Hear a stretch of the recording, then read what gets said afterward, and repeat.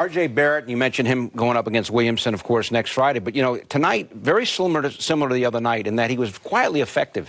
You watch him play, Wally, and then you look at the box score and you say, you know what, he had a heck of a night. Well, that's what he does. He fills the box score. This kid's talented, and, he's continuing to learn. It's only his second game in an NBA uniform, and you just love his poise out there. I think defensively he took the challenge against Bradley Beal.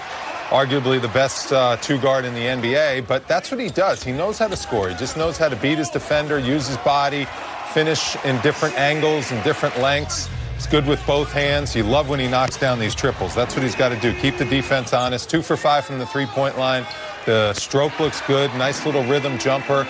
But everything else, the 7 boards, 1 block, 1 steal, an assist. He's going to be a really good fantasy player, too. I just like the way he handles the ball. You have to be able to handle the ball to be effective in today's NBA, and I just love the way he gets where he needs to get on the court with his handles. He kind of has the ball on a string. He's a little unorthodox because he's a lefty, but he can get by his defender, and he's got great NBA size and strength already at his young 19-year-old age. 43% so far shooting from the field in 2 games. You want him to be, work on his shooting. He's not forcing outside shots. He's establishing small himself. Sample set. Well, just saying, 43% still, but 4 of 11 from downtown as well for him. Hey, look, you got to keep an eye on trends. 4 for 11's good. And that's what you want to see. So he comes into the NBA, his first 2 live-action NBA games, and he doesn't look like he's out of place. He looks pretty comfortable physically, at least. Definitely. At this level. All right, David Fizdale, one of the challenges he's going to have is setting a rotation.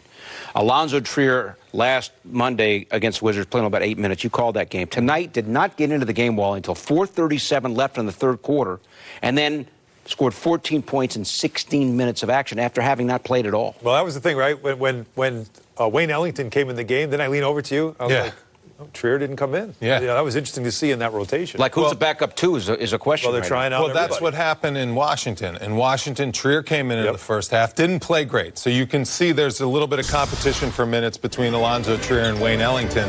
But Trier came in that second half and does what he does. He just said, I'm going to stop worrying about being everyone's best friend, and I'm just going to go out there and get buckets. Look at these numbers, 14 points, 4 for 7, 2 for 4 from 3. The 3 steals. You love seeing that defense, too, in limited minutes. And this is the type of performance that Coach Fizdale needs to rely on a nightly basis. I made the point at the beginning of the postgame. Your starters get your team off to a good start, 30-15. You add the lead. You need a bench rotation that you can trust that is not going to go out there and lay an egg, so to speak, and give up that lead. He needs to find guys that he can trust on a nightly basis. Trier said, hey, I'm a guy you can trust on a nightly basis to come off the bench and get buckets and make plays to help the team build upon a lead like 30-15, 30-15, and not give up that lead. I just don't like that when we talk about Alonzo Trier, people will just immediately go to selfish player, only looks to score. Yeah, there's guys in this league that do that. They're instant offense kind of players, and I think that's who he is. You just got to embrace what he is and stop trying to make him what he's not. Right. So he is a guy that's going to be instant offense off the bench. Yeah, that's what he is. He's one of those guys, a Seattle player, Jamal Crawford, come in, and I'm just getting buckets. That's what he does. You know it when you put him in a game. And I think if we just embrace what he is, which is a guy that can score, then you can at least see the value in what you have in this player. Because, he's not going to be a point guard. He's not going to set up people. But he can, as he showed tonight, he can score instant offense.